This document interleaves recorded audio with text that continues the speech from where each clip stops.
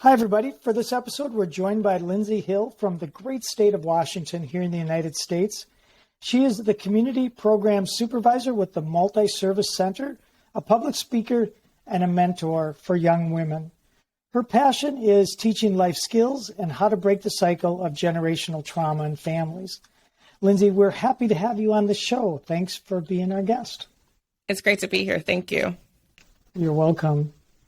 You're a hard worker and you don't have a college education, but somehow you worked your way all the way into a leadership role in your organization. Where did this work ethic come from? It started with my grandparents. They were from the South. My grandmother's from South Carolina and my grandfather's from Mississippi. And when they came to Washington State after my grandfather retired from the Army, he started a catering company. And so I grew up around my grandfather, my grandmother, and my uncle and my parents working all the time. And my grandmother was an international hairstylist. So she was, running a college and she was teaching folks how to do hair. And my grandfather was always in a shop. I started working when I was about 8 or 9. Oh. And so I was washing dishes or shopping with my grandmother. And that was also worse for me than actually working in the shop because my grandma could shop all day, 6 a.m. until 9:30 at night. So as a kid, did you like this or were you kind of resentful of the fact that other kids are out playing and here you are at 9 years old working? What was that like for you? I loved it, but I also didn't like it. It was kind of like that mixed emotion. I knew if I was going shopping with grandma, I would get like meals, right? So we would go into the buffet and I would get whatever I wanted or McDonald's. And then my grandma's Southern. So like that for her was a snack. And then we would go, and then when we get home late at night, she'll be like, okay, she'd make these 8 big things for dinner. And then all of a sudden it's like, oh, we'll go work out for like 15 minutes. Oh, but baby, we're going to go, we need some ice cream now. So then we eat the ice cream. But my parents knew if I went shopping with grandma, I would come back with like 9, 10 garbage full bags of clothes or whatever. For me, my brothers and my sister, we would always have clothes. So it was kind of like, I didn't like it. I'd always hide in the store and go sit down somewhere while she shopped. But I also knew I was going to get like whatever food and meal, that came with it. Right. It seems like that work ethic has stuck with you today. And I know some people probably say you work too much. Or do you think they're right? Oh, 100%. It's almost like an unhealthy addiction to work. I might start my day at 9, but then I might start at 7 and then my day will end at 8 or 9. But I also, even though I'm not a caseworker anymore, my phone's still always on. So if my kids need me, I'm still available. Got it. And what were your mom and dad like? Did they also have this really strong work ethic and work all the time?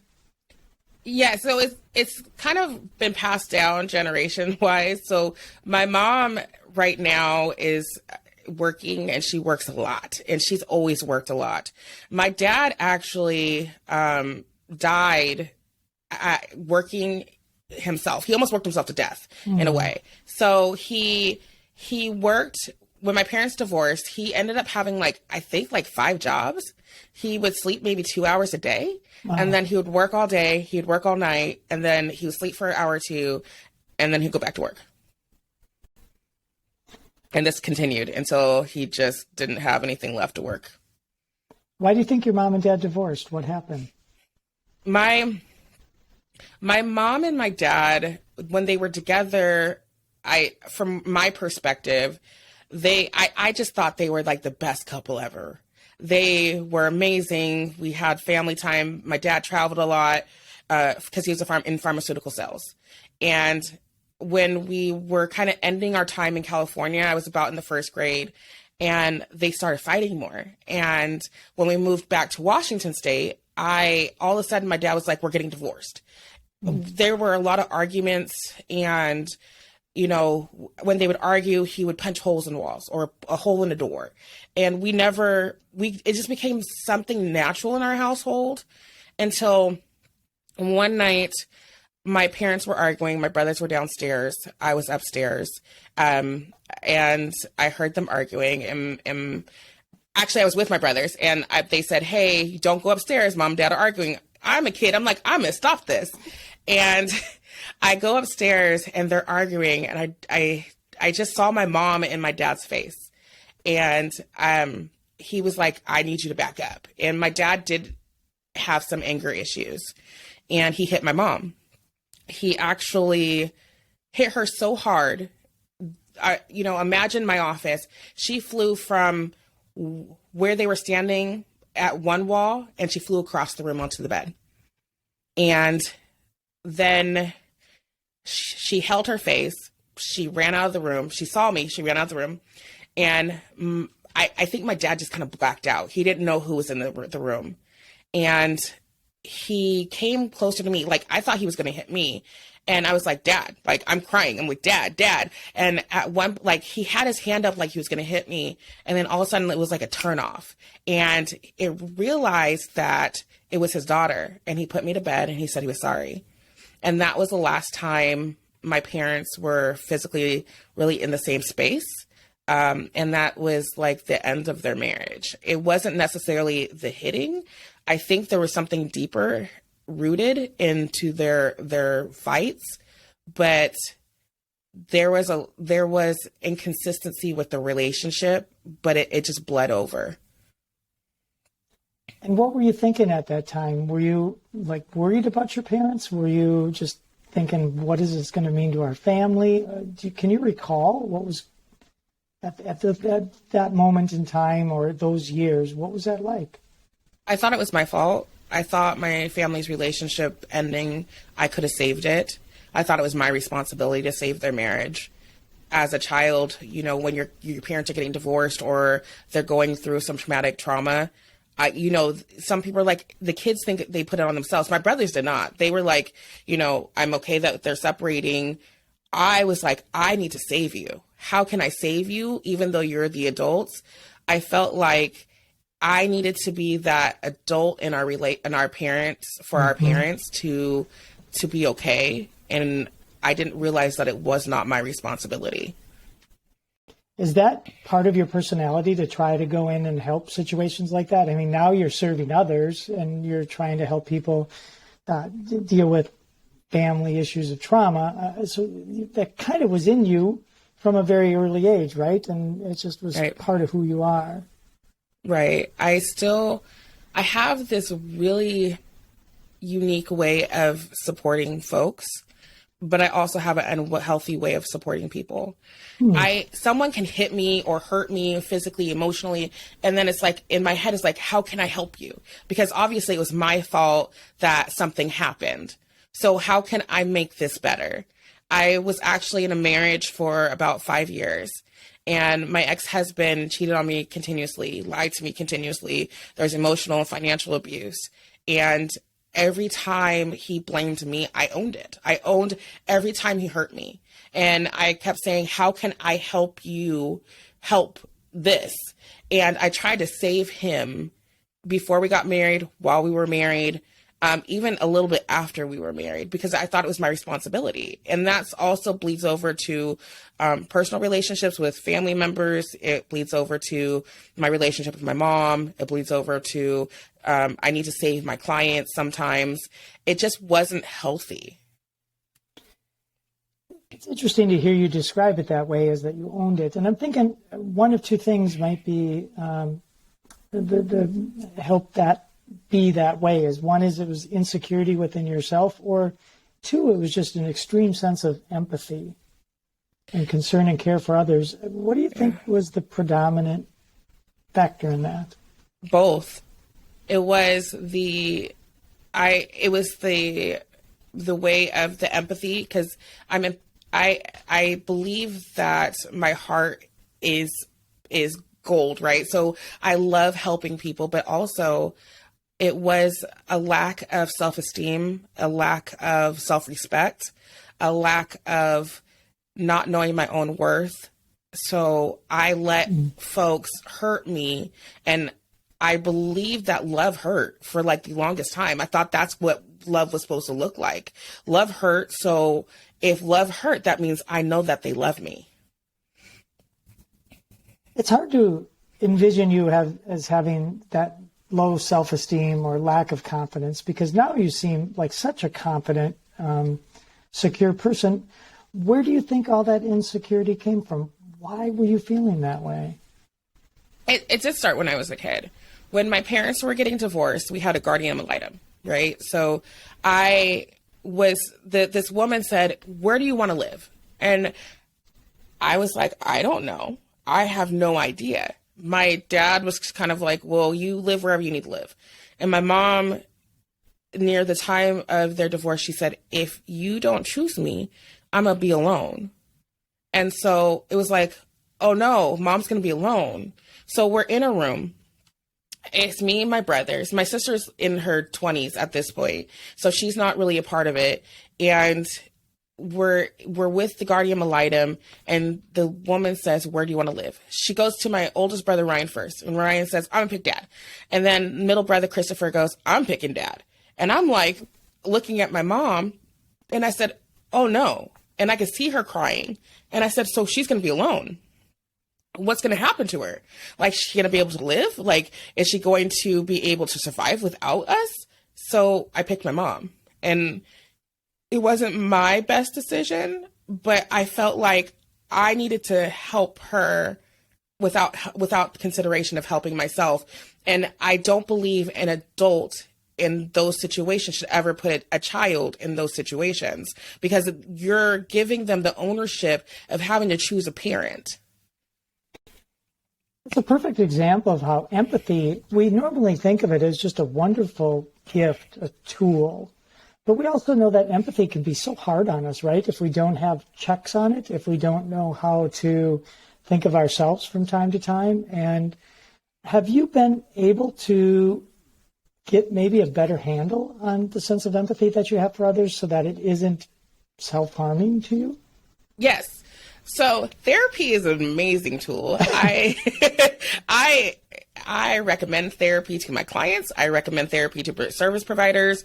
I recommend therapy to anyone who might be in any kind of service industry, because it's not just going in there because you have a mental health concern, right? It's also to teach you tools and ways to support yourself when you're making hard and difficult choices. And also, for me, therapy was a way to connect with my younger self and say that it was okay to not be okay. I'm not the adult in situations. My parents made decisions that affected me and my brothers, and it was their responsibility to take care of us. So now as an adult, this just all happened. The epiphany happened maybe a year or two ago. So this is not like I've been living this truth for 37, 38 years. It really has just only happened in the past few years. So now I'm able to recognize when I'm going either in some cycles that I've been trying to get out of for years, or I can also name my emotions. I don't do emotions and I don't do vulnerability well. So with those two things, therapy has been able to help me pinpoint how to not be so empathetic into certain situations when they're manipulative. You've been through a lot of trauma. I know there's other things that we just haven't had the time to get into, but did you ever think you were going to get out of that cycle of trauma and violence? It sounds like you are now, and I'm so happy for you and wish you the best and hope that never comes back. But did you think it was ever going to be anything but what it was like, where love had to hurt? No, I thought that this was what life looked like. I had been in relationships. So after my parents' divorce and living with one parent and then living with another parent, and, as I got older, I got into relationships with men. And every relationship that I was in, it was basically me being with them hurting me, I've been sexually assaulted multiple times. I've had miscarriages by men who, when they find out I'm pregnant, they would give me so much stress on my body, I would lose the baby. So all these things, and then as I got older, and I realized also that I was toxic myself, and so I was, I ruined friendships that didn't need to be ruined. I chose to be angry about things that didn't need to be angry about. And so I thought this was what life should look like, is either me being really, really angry or people hurting me. And so I thought this is what life looked like until I decided to go get help and really focus on myself. Linsay, thank you for sharing all those stories about yourself and your past. And you've given us so much to think about and to, I think about what our young people are going through. A lot of what you described is what a lot of our young people are going through. So it's wonderful to hear from your perspective what it's like when you get to the other side, when you're not in that situation anymore. But we do have to take a short break. And when we come back, I'd like to talk to you about how you finally got out of that cycle, and then also what it means to you and your youth work. So we'll be right back after this short break. And we're back with Linsay Hill from the wonderful state of Washington. If you've never been there, I encourage you to go. I love visiting Washington State. Right before the break, you talked about getting out of trauma and, going through therapy as a way to get to know yourself better. What did you learn about yourself, and what finally allowed you to say, I don't have to be in those relationships anymore, that I've got value outside of those relationships? How did you get to that point? What do you think there was any one moment, or was it just a variety of things that helped you? It was a multiple thing of moments. So before I decided to go to therapy, I had just lost one of my youth. That actually, he was like a youth of all of our case managers. He was everywhere, and he was always in my office stealing my hot sauce. And one day I got a phone call from a coworker who he was actually in her program, that he hung himself. And then a coworker's mom, who was really close to a lot of our ICU case managers, she passed away.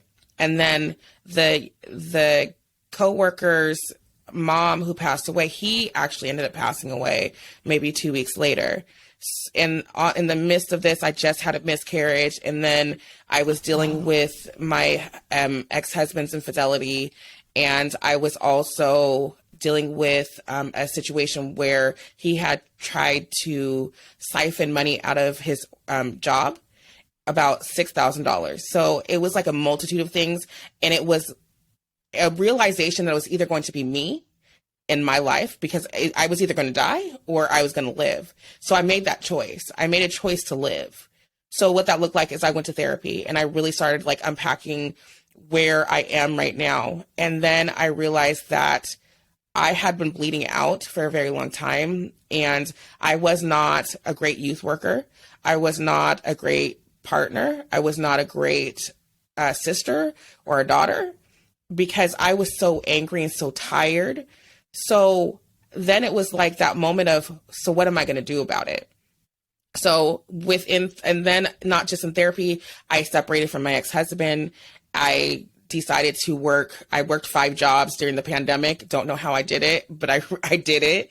I got myself out of debt. Most of the debt that my ex-husband left me in, I decided that I am choosing life over death. And when I choose life, that also just didn't mean just my life. I chose life for my youth. I chose life for the people I work with.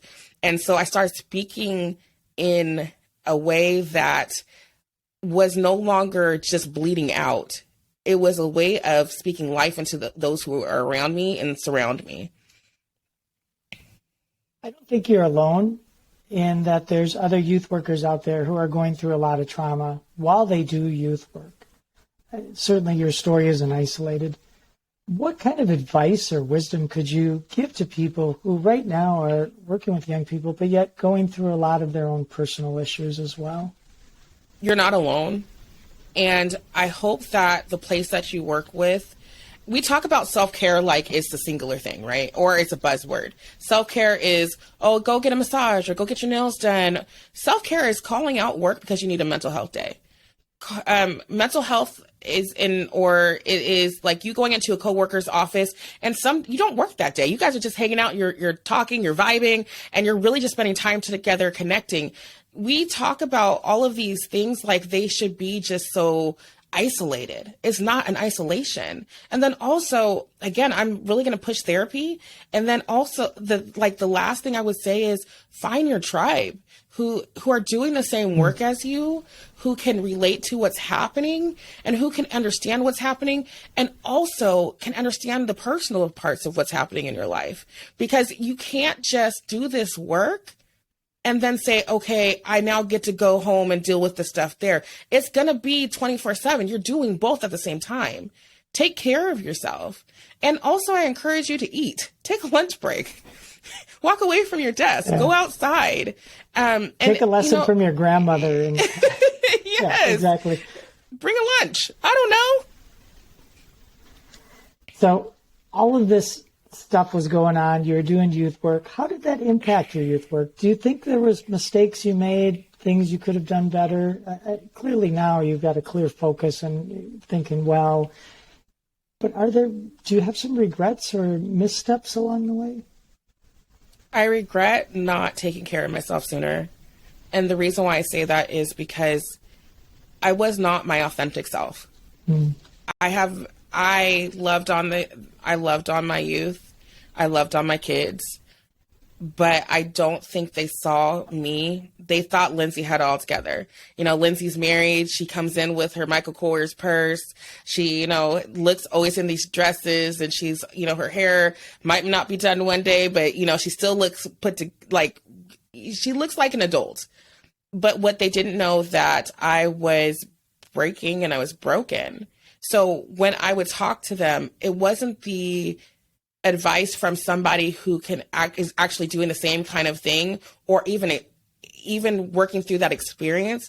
It was me giving them advice and then also me not taking my own advice, me not living what I'm telling them to do. And in some ways I felt like I was ingenuine, so I wasn't doing the work, but I'm telling you to do it. So they're probably like, girl, I'm good. Like I'm gonna keep going out on the streets and I'm gonna keep sleeping who I'm gonna sleep with.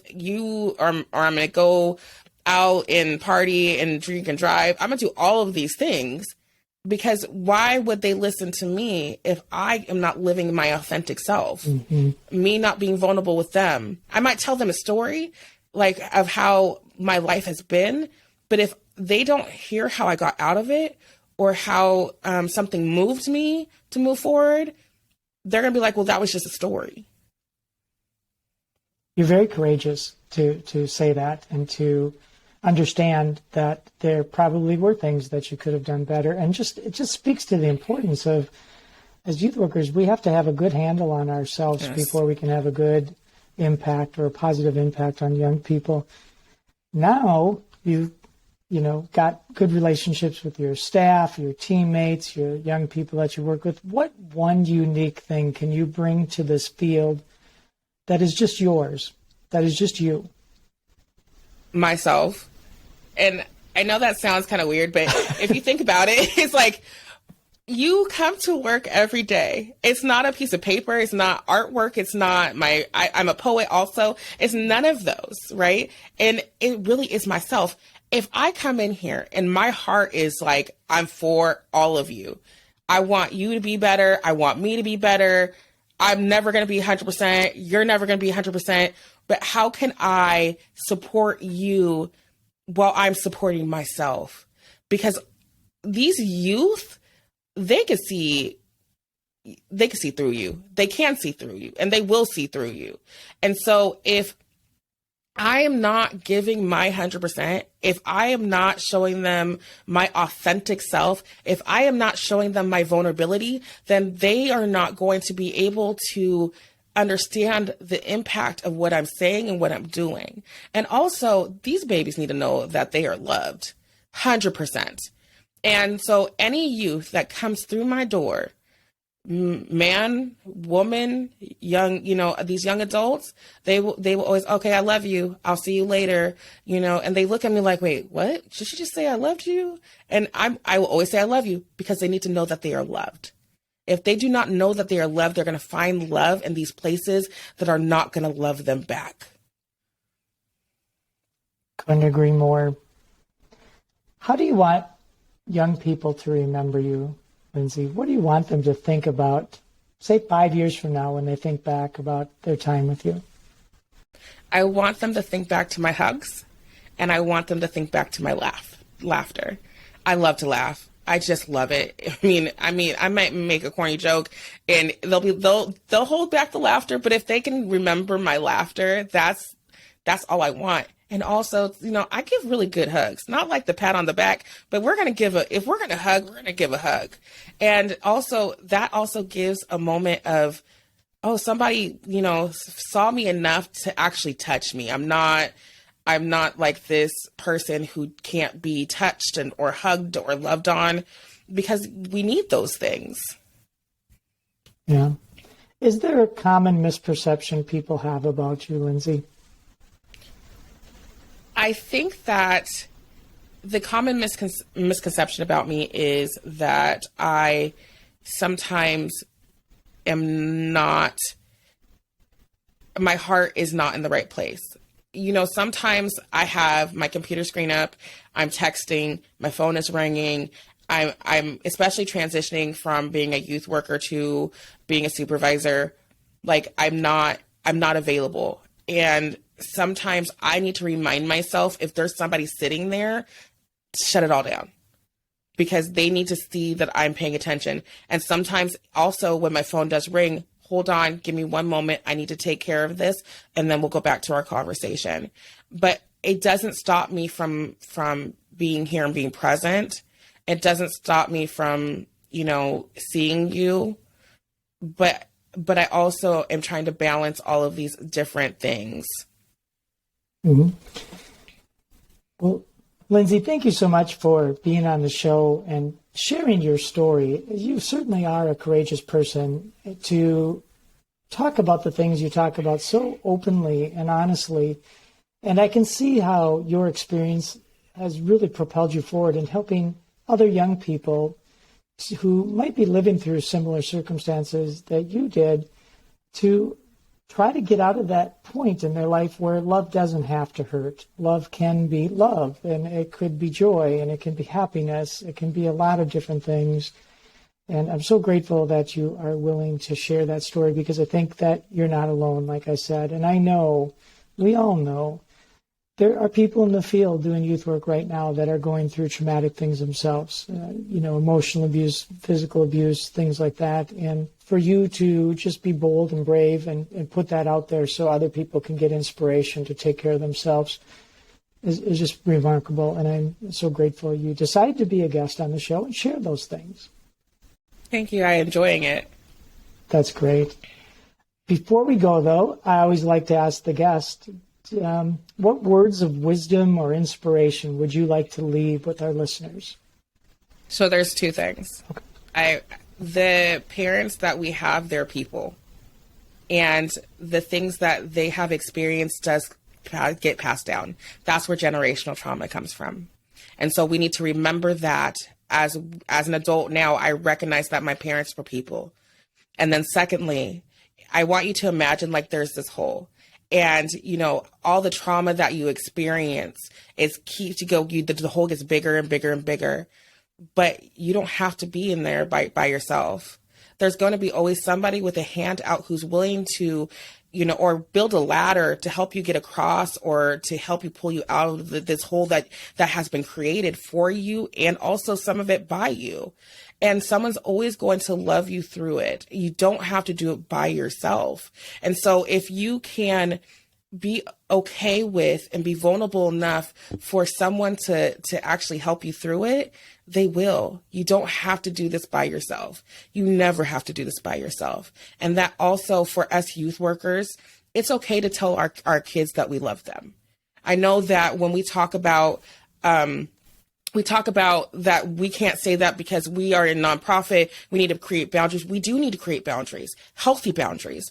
But if they do not feel the love, they're going to find it from somebody else. And our job, regardless of if it's education, employment, or work in the justice system, our job is always to support them through their barriers. And their barriers are what they're looking for something. So we can provide that and also create those boundaries. Well said, Linsay. That's it. We made it through the podcast. I'm going to stop recording. Good job.